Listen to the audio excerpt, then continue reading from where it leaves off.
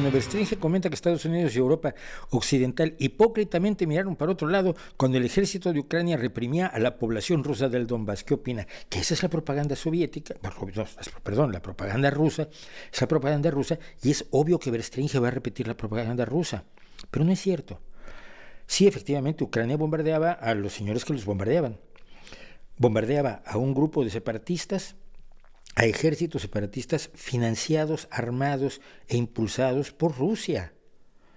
Cuando el primer intento de ataque a Ucrania es tomar la península de Crimea e iniciar la guerra en el Donbass. Y no estaba... hablar de población rusa es hablar de una etnicidad que no existe. La mayoría de los ucranianos hablan ruso, la mayoría de los ucranianos tienen parientes en Rusia.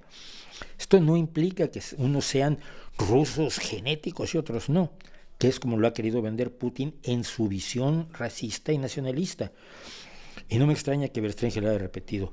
Ha habido, y según lo que han ido expertos de distintas organizaciones internacionales, a ver el enfrentamiento que hubo entre 2014 y 2022 en el Donbass, y te han dicho que las atrocidades fueron por igual de uno y otro lado, como siempre hay atrocidades en la guerra, por eso la guerra, pero que ninguna de ellas fue de los niveles a los que acusa Rusia que fueron, y que acusan por supuesto los portavoces de Rusia, y Bestringe es un portavoz de Rusia. A ver, es un hombre que viene del nazismo más puro, de la derecha más bestia, llega a pasarse al comunismo y ahora está de regreso, con buena parte del comunismo que se lo llevó él, pero poco más. No, la realidad de lo que pasó en el Donbass no es la que cuenta la propaganda rusa, por supuesto.